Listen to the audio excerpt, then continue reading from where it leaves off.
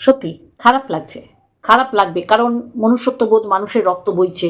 মানবিকতার দিক থেকে যদি আমরা দেখি তাহলে সত্যি খারাপ লাগছে। টিন ভাঙা টিনের কথা বলছি আমি আজকের ভিডিওটা দেখে ভিডিও করতে বসলাম। সত্যি মানসিক দিক থেকে বিধ্বস্ত হয়ে গেছে। যারা উস্কেছে তারা যা কামানোর কামিয়ে ছিবড়ে করে ফেলে দিয়ে গেছে। আমি দালালের কথা বলছি। দালাল এত উৎসাহিত হয়ে, যেমন মন্দিরা খুব খারাপ করেছে, কিন্তু মন্দিরার একটা আলাদা একটা পাওয়ার আছে, যে পাওয়ারের কারণে না ও ওকে মিশিয়ে দিতে পারিনি। এখনও মানুষ নেগেটিভ ওয়েতে কিন্তু মন্দিরাকে দেখে, পজিটিভ ওয়েতেও দেখে, কিন্তু এটা মন্দিরা একমাত্র আছে, সবার থাকবে এটা আশা করা ভুল। সত্যি কীরকম না সাজানো একটা সংসার, সন্তান না থাকলে একটা ব্যাপার হতো। এই যে সন্তান রেখে, এই যে কমিউনিটি পোস্টের মাধ্যমে তার এই ঔদ্ধত্য, তার এই স্বাধীনচেতা, এই মনোভাবটা দেখালো। দেখিয়ে দেখুন, যদি বাপের বাড়িতে থাকতো মানুষে কিন্তু কিছু বলতো না। জোড়া লাগানোর আপ্রাণ চেষ্টা হয়েছে সন্দীপদের বাড়ির থেকে। কারা একে পোক করে গেছে যে যাবি না, তুই প্রচুর রোজগার করতে পারিস, তোর মুখ দেখালেই তোর প্রচুর রোজগার, এবং ওর মধ্যেও সেটা গ্রো করেছিল, যার জন্য ও কিন্তু বেরিয়ে এসে বলেছিল আমার মুখ না দেখালে তোদের টাইলস আর মার্বেল বসবে না, এইরকম কিন্তু বলেছিল। আজকে ওকে দেখে না খারাপ লাগছে, করুণা বা এইসব কিছু বলবো না, দুঃখ লাগছে, খারাপ লাগছে, ভীষণ খারাপ লাগছে যে ও বাপের বাড়িতে একটা বোঝা, সেটা বুঝিয়ে দিচ্ছে। পয়সা খরচা করছে বলেই আজকে ওর দাদা কষ্ট করে হলেও হাসছে। পাগলা, একটা পাগলা তার কাটা। কারণ বোনের গায়ে হাত তুলেছিল, সেটা আমরা সবাই জানি। জানতাম না যদি না এই দালাল বলতো। দালাল না, হ্যাঁ, পরের কাজটা আগে করে রাখে, বুঝলেন তো। ও নিজেও জানে যে ও কারোর সাথে বন্ধুত্ব স্থাপন করতে পারবে না, ঠিক আছে। আর এইগুলো কন্ট্রোভার্সি ক্রিয়েটার, এরা কারো আপন হতে পারে না।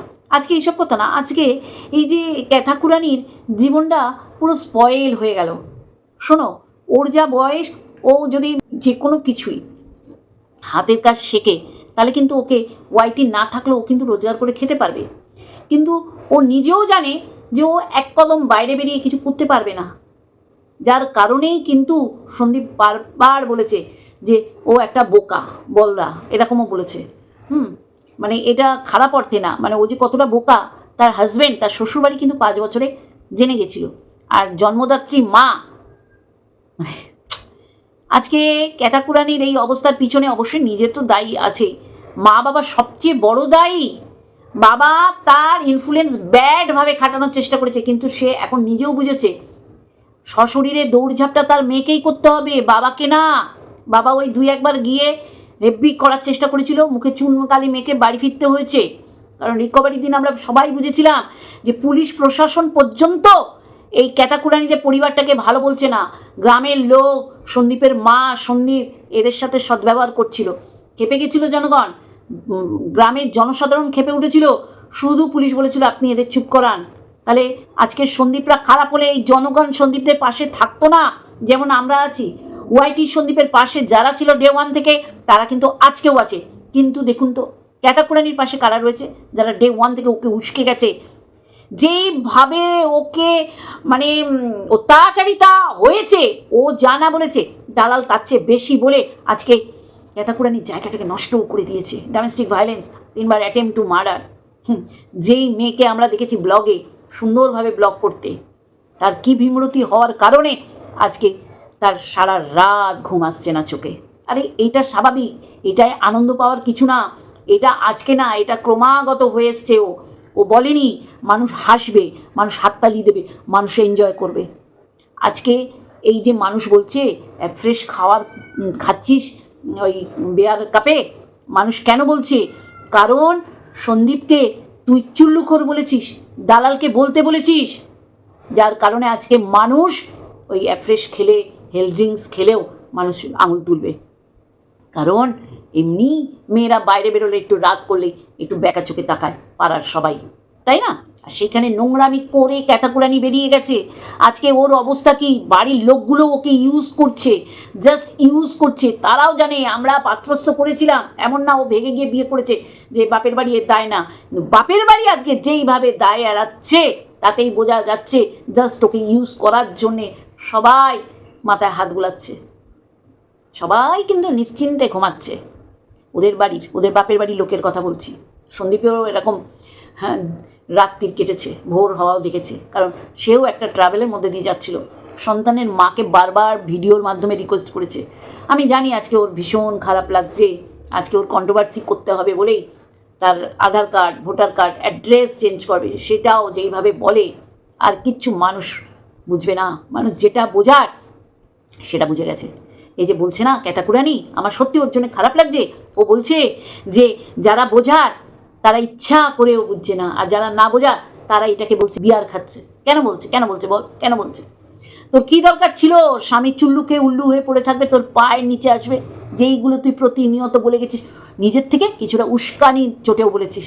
আজকে নিজে বুঝতে পারছিস জায়গাটা ছিল জীবনের মতন, তুই বন্ধ করে দিয়েছিস শুধুমাত্র ওই ল্যাটা দীপ্তের সাথে রাত কাটিয়ে। ল্যাটা দীপ্তের হাত ধরে তুই বেরিয়ে গেছিস।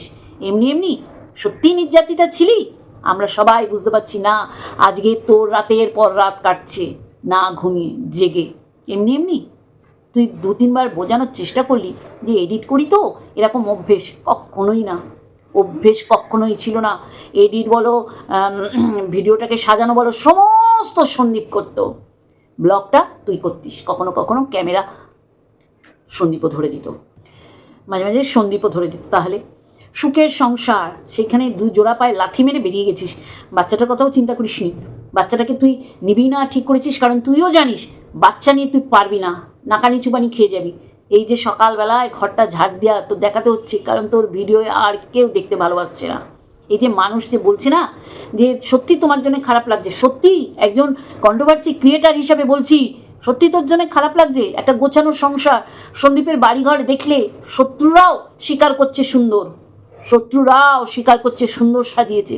আজকে যারা তোকে তোল্লা দিয়েছিল, যাদের দালাল হিসাবে লাগিয়েছিলি, তারা দায়িত্ব নিয়ে তোর জীবনটাকে চুরচুর করে দিয়েছে। অবশ্যই করে তোর জীবন তুই চুরচুর করবি বলে বেরিয়ে গেছিলি, বেরোনোর খুব দরকার ছিল। সাজিয়ে গুজিয়ে মানিয়ে গুছিয়ে সংসার করা যেত না? সব দায়ভার কি সন্দীপের? তোর কোনো দায় বর্তায় না? হ্যাঁ, আজকে তোর মা কি আনন্দে নেচে কুদে রিলস করছে, তোকে দেখেই বোঝা যাচ্ছে যে তুই ভিডিও করলেই বৌদি একটা ডিস্টার্ব করছে, বৌদির জন্য না আসে ক্যামেরায়, বোঝা যাচ্ছে। একজন তো বলেছে তুই নাকি হিংসা করছিস। দেখ, এইগুলো আমি মনে করি না।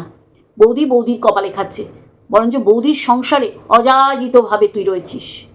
বৌদির সামনের বছর বা আগামী দিন তুই শুনতে পাবি সে প্রেগনেন্ট, তাহলে আর একজন সদস্য আসবে, তখন তোর মা তো আরও বিজি হয়ে পড়বে। এই যে ঠাম্মিকে নিয়ে যাবি, একটা জায়গায় যাবি পিসির বাড়ি, এইটুখানি নতুনত্ব দেখাবি সেখানকার দৃশ্য, মন থেকে বল। আজকে যেমন বললি ঘুম আসছে না, রাতের পর রাত তোর জেগে কাটাতে হচ্ছে, সেই রকম সবাই বুঝে গেছে তোর কিন্তু মনে শান্তি নেই। রোজগার আজ আছে ইউটিউবে, কাল থাকবে না, এই অহংকার তোর মধ্যে প্রবেশ করেছিল বলেই আজকে ওই ড্রেস খুলছে, তোর এক একটা বস্ত্র খুলছে, এইটাই তুই ভেবেছিলি বিশাল, সারাদিন বোধহয় ও বস্ত্রই খুলবে, আর তুই এরকম ভেসে ভেসে বেড়াবি মেঘের মধ্যে দিয়ে। বাস্তব বড় কঠিন, সেটা এখন তুই ফিল করছিস, যার জন্যেই তোর কি করতে হচ্ছে, বৌদির সংসার, আজকে বলবো না ওটা বাপের বাড়িতে করছিস, বৌদির সংসারে তোর ঝাড় দিয়ে দেখাতে হচ্ছে। তোর নিজের শ্বশুরবাড়ির গাছে ভরা, বাগানে ফল ফুল সমস্ত ভরা, ক্যামেরা করতে করতে কোথা দিয়ে আধা ঘন্টা কেটে যেত তুই নিজেও বুঝতে পারতিস না। আজকে ছাদে উঠে নয়নতারা ফুল দেখাতে হচ্ছে, জবা ফুল দেখাতে হচ্ছে, আর তোদের জমি মানুষে আসতো শুধু গ্রাম্য পরিবেশ দেখবে বলে। সম্পূর্ণ তুই দায়ী, জানিস তো? সেই দিন না বেরোলে আজকে সুখে সংসার করতিস। আরে তুই তো বাচ্চার মা, সন্দীপের বউ তো অবশ্যই, সাথে সন্দীপের বাচ্চার মা, অধিকার নেই তোকে তাড়িয়ে দেওয়ার, এটা বলতে পারবি না তাড়িয়ে দিয়েছে। তুই নিজের ইচ্ছায় বেরিয়ে এসছিস, এসে মানুষকে তোর মা আর তুই ভুল বার্তা দিয়েছিস যে এইগুলো তোর সাথে হয়েছে। খালি পায় নাকি তুই বেরিয়ে এসছিস, কত বড় মিথ্যেবাদী তোর মা। তার মানে তোর মা ওই 2 রাত ছিল তোর সাথে, তোকে বুদ্ধি দিয়েছে যে বেরিয়ে চল। এই তো মা তো রিলসের রানী হয়ে গেছে, রিলস করছে, রিলস, মোবাইল ঘাটছে, সারা দিন মোবাইল ঘাটছে। মেয়ে যে কত বড় একটা ট্রাভেলে রয়েছে, তার যে কত টাকা বেরিয়ে যাচ্ছে, তার যে একটা ব্লগ চ্যানেল আছে, সেটা একটা স্বাস্থ্যসম্মত সুন্দরভাবে দেখাবে।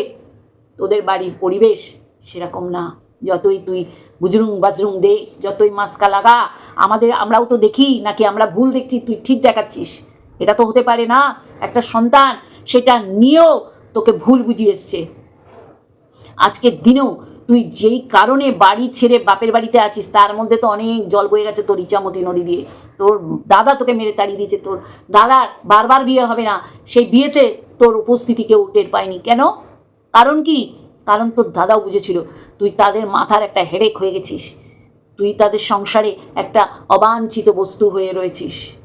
তোর ঠাম্মি আছে তাই ঠাম্মির সাথে তুই ঘুমাচ্ছিস, তাও খালি মেঝেতে। গরম ঠান্ডা যাই হোক, তুই কি তোর শ্বশুরবাড়িতে সেরমভাবে থাকতিস? তোর শাশুড়ি, হ্যাঁ, তোদের মাঝখানে শুতো।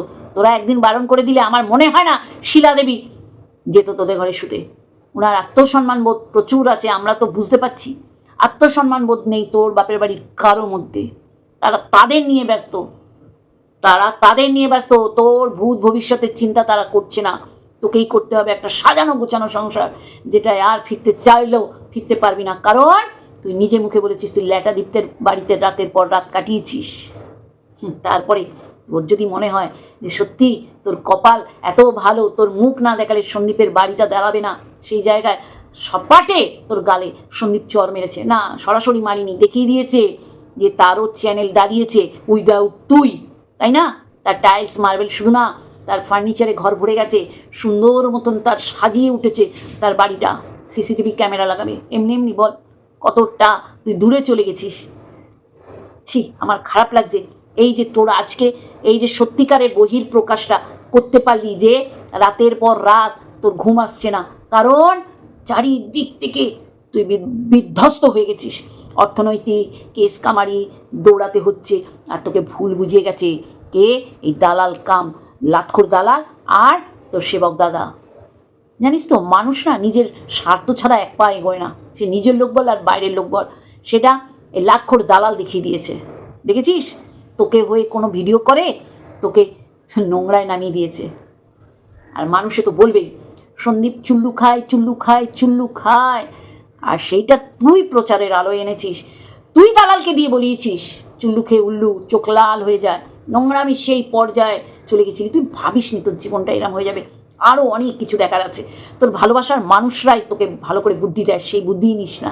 আর আমরা তো প্রথম দিন থেকে সন্দীপের সাথে ছিলাম, কারণ সন্দীপ ঠিক জায়গায় আছে। তা বলে কি সন্দীপ কোনো ভুলভ্রান্তি করেনি? সেই ভুলভ্রান্তিগুলোকে বুঝে আনদেখা করেও সংসারটা টিকিয়ে রাখা যেত। তোর চরম দুর্গতি, যার জন্যই তুই এইরকম বেরিয়ে গেছিস। তোর মা, তোর বাবা যদি আজকে দায়িত্ব নিয়ে সন্দীপ আর তোকে নিয়ে বসতো, তাহলে এই দিন দেখতে হতো না। তারা আর উস্কে গেছে, রিকভারির নামে গুন্ডামি করেছে তোর বাবা। আর তুই এমনভাবে ছাদে ওই কোর্ট থেকে এসে, আমার বলতেই হচ্ছে ওখানে কতজন ছিল, কিতনে আদমি থে, সর্দার 16, মানে তোর চোখে মুখে আমি দেখেছিলাম মানে পৈশাচিক একটা আনন্দ। স্বামী সন্তান শ্বশুরবাড়িকে তুই পতনের দিকে ঠেলছিস না, মানে তুই মনে করেছিস যে ওদের পতন করব। তোর মধ্যে একটা আনন্দ ছিল, পৈশাচিক আনন্দ। তখন তোর মনে হচ্ছিল কখন লেখাদীপ্ত এক একটা করে পোশাক খুলবে।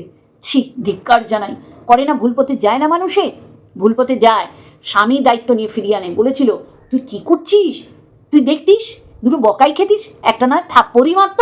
কিন্তু তোর স্বামী, তুই তখনও ভুল করিসনি। ভুল শুরু করেছিস কমিউনিটি পোস্টের মাধ্যমে, বুঝিয়ে দিয়েছিস যে আমি এই কারণে বেরিয়ে এসেছি, এর হাত ধরেছি। আজকে তোকে দেখে মানুষ আর কিচ্ছু ভাবছে না, যেটা সত্যি, যেটা ভাবাচ্ছিস সেটাই ভাবছে। খারাপ লাগছে, জানিস তো, খারাপ লাগছে।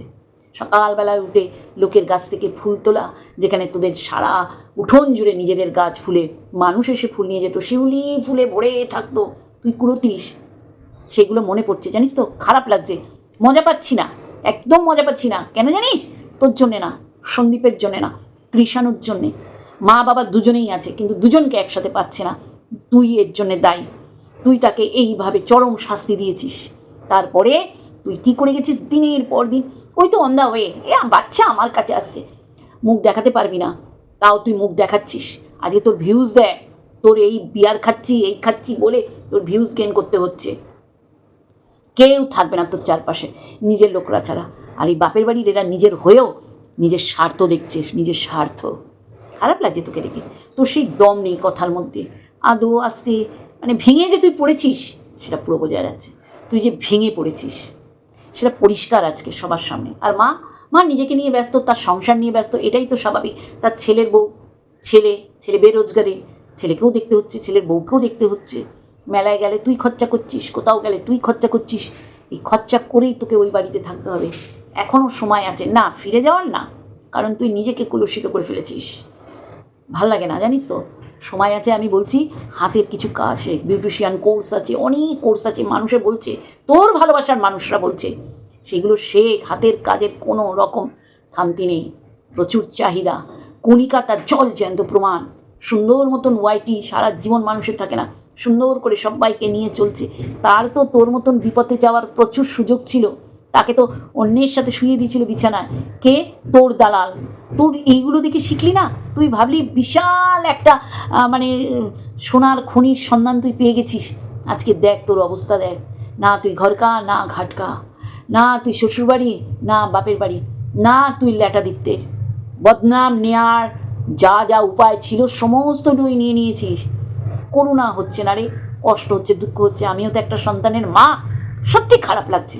আর ভাষা নেই কটু কথা বলার তোকে। আজকে আমি এই যে তুই বিপদে চালিত হয়েছিস, তোর শ্বশুরবাড়ির লোক বকতো তোকে, দুটোর ধর থাপ্পড়ি মেরেছে, সেটাকে ইস্যু করে ফেলেছিস ডোমেস্টিক ভায়োলেন্স। কখন করেছে? যখন তুই এইরকম একটা নোংরা সম্পর্কে জড়িয়ে গেছিস। না হলে এই 5 বছরে এই যে তুই ভুল বার্তা দিয়েছিস, এই লাতখোর বজ্জাত, হারে বজ্জাত হারামি দালালটাকে দিয়ে তোকে 1 বছর টাচ করেনি সন্দীপ, সেটাও মানুষকে তুই খেতে বলেছিস। আজকে ফ্রেশ খাচ্ছিস আর বলছিস তোকে বিয়ার খাচ্ছে, আর ওইটাকে তুই খেতে বলেছিস। একটা নবদম্পতি 1 বছর কেউ কাউকে না টাচ করে থাকতে পারবে? তাহলে এইগুলো ভুল বার্তা দিয়েছিস মানুষকে, সব কিছু খেতে বলেছিস। তোর শাশুড়ি তোর সাথে দুর্ব্যবহার করে, তোর শ্বশুর নাকি তোর বাপ তুলেছে। বিশ্বাস করা যায় না রে। উনি এত নিপাট ভালো মানুষ, উনি ওদের সাথে মার্কেটিংয়ে গেলেও দোষ, দালাল খোঁজে, আর না নিয়ে গেলে তো আরও দোষ। একসাথে খেলেও দোষ, একসাথে না খেলেও দোষ। এইরকম মাক্ষি নাকি তুলে ফেলে দেয় দুধ চায়ের থেকে, সেই রকম নাকি ওনাকে মনে করে। সত্যিটা বলিস রে, মানুষের এখনও ভালোবাসা পাওয়ার জায়গা রেখেছিস তুই, সেই জায়গাটা নষ্ট করে দিয়েছিস। তোর মা বাবাকে দায়ী করবো বেশি, কারণ তারা যদি দুটো থাপ্পড় মারতো আর সেই দিন রাতে গিয়ে না নিয়ে এসে আবার বোঝাতো, তাহলে এই দিন তো দেখতে হতো না। খারাপ লাগছে জানিস তো, সব পেয়েও বিগ জিরো, কোনো ভবিষ্যৎ নেই। সত্যি খারাপ লাগে, খারাপ লাগছে, খারাপ লাগছে। তোর বাপের বাড়িটা তোর সংসার না, ওটা দাদা বৌদির সংসার। রীতিমতন তোকে ছোটো খাটো করে। 12টা বেজে গেছে বলছে, 12টা বেজে গেছে তুমি গুড মর্নিং বলছো? দেখ এগুলো হবেই, হবেই, আরও অনেক কিছু হতো। শুধু ওই লাইফ আর কোনো রোজগার নেই, যার জন্য বউয়ের ঠোঁটে আঙুল। উদ্ধার হয়েছে, ওর মা উদ্ধার দিয়েছে, যেমন তোর মাও তোকে সন্দীপের গলায় মানে কোনো রকমে দিয়েছে। সন্দীপের 5টা বছর তুই নষ্ট করে দিয়েছিস, সেই রকম লাইফ আর গলায় ঝুলিয়ে দিয়েছে। কে রে? হ্যাঁ, বেরোজগারের ছেলেকে পাত্রী দেয়, তাহলে বুঝতে পারছিস তাদেরও খুব দায় ছিল পাত্রস্থ করার। তাহলে তাদের সংসারে অযাচিতভাবে রয়েছিস, এইটাই তো হওয়ার ছিল বন্ধুরা। ইন্ট্রো দিয়ে শুরু করি। হ্যালো বন্ধুরা, কেমন আছো? আশা করি তোমরা ভালো এবং সুস্থ আছো। আমি বেশ ভালো আছি, বেশ ভালো আছি। অবশ্যই করে ক্যাথাকুরানির ভিডিও দেখে সত্যি আমার খারাপ লাগলো, ভীষণ খারাপ লাগলো, ভীষণ পরিমাণে খারাপ লাগছে। যে আর কিচ্ছু করার নেই, আর ফিরে যাওয়ার কোনো রাস্তা ক্যাথাকুরানি মানে খোলা রাখিনি। তাদের চরিত্র, তার শ্বশুর শাশুড়ির চরিত্র বিক্রি করে ছেড়েছে সমস্ত দিক থেকে, সমস্ত দিক থেকে। তারপর বাচ্চা নিয়ে যেইভাবে ও মানে আস্ফালন করেছে, আজকে ওর মুখে চুনকালি পড়ছে। যারা ওকে বলেছে তোমার বাচ্চা তোমার কোলেই চলে এসছে, তারা এত লাফিয়েছে যে কোমর হাত পা তাদের ব্যথা হয়ে গেছে লাফাতে লাফাতে। বাচ্চার জায়গায় আছে। আমি বলবো এইটাই তুই কম্পিটিশন দিস না। তুইও জানিস বাচ্চা ওইখানে কতটা ভালো আছে। তোকে সেবক দাদা যা যা করতে বলেছে তাই তাই করেছিস, বেকার করেছিস। ওই 2টো জামা কিনেছিস, সত্যি খারাপ লাগছে, খারাপ লাগছে। আংটি কিনেছিস, খারাপ লাগছে, লাগবেই তো। সন্তান আসবে এইরকম মনে তোর হয়েছে, যেখানে সন্তানই আসবে না তোর কাছে। খুব ভালো রয়েছে, কোনো রকম চেষ্টা করিস না, ভুলভাল চেষ্টা করিস না। সন্তান ভালো রয়েছে, বোঝাতে পারছি? তুই ভালো নেই। তুই যেখানে ভালো নেই, ভালো থাকতে পারছিস না, সেখানে বাচ্চা আনার কথা কি করে চিন্তা করছিস? আমার অবাক লাগছে তোর ভিডিওটা দেখে না। সত্যি বলছি, একটু আনন্দ পাইনি, মন খারাপ হয়ে গেছে, মন দুঃখে আমার ভরে গেছে, মন ভারাক্রান্ত হয়ে গেছে। সকালে ফ্রেশ খেয়ে তারপরেই তুই খাচ্ছিস কুলফি শেক। তো জীবনটাই তো এইরকম ভজঘট। সেটাতেই যদি কেউ বকা শাসন করে রাখতো, সেটা কখনো ডোমেস্টিক ভায়োলেন্স না, কখনো অ্যাটেম্প টু মার্ডার নয়, যেটা দালাল বলে বলে তোর জায়গাটা নষ্ট করে দিয়ে চলে গেছে, তার স্বার্থ ফুরিয়ে গেছে, সে চলে গেছে।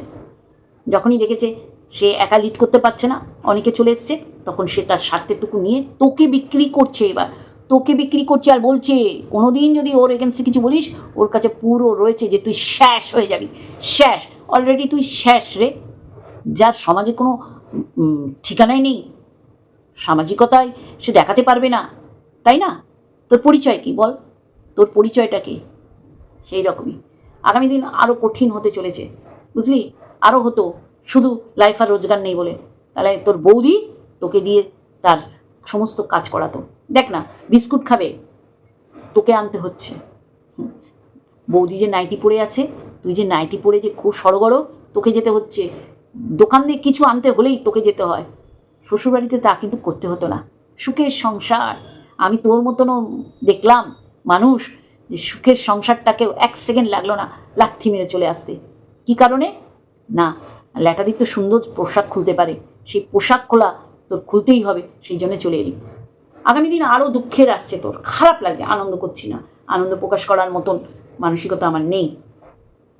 সবশেষে আমি একটা মানুষ, আর অবশ্যই করে একটা সন্তানের মা। তোকে দেখে খারাপ লাগছে, আর তোর মাকে দেখলে মনে হচ্ছে নতুন যৌবন ফিরে ফেলেছে। মেয়ের জন্য তার কোনো চিন্তা নেই, মেয়ের ভবিষ্যৎ, ভূত ভবিষ্যৎ, জানে বিশাল টাকা রোজগার করবে, আজকে আছে কাল নাই থাকতে পারে। আমরা বড় বড় ব্লগারগুলোকে মাটির সাথে মিশে যেতে দেখেছি। চলো বন্ধুরা, আজকে এইটুকুনি, আর একটা ভিডিওর সাথে অবশ্যই আসবো। সত্যি মন খারাপের দিন আজকে। Love you all.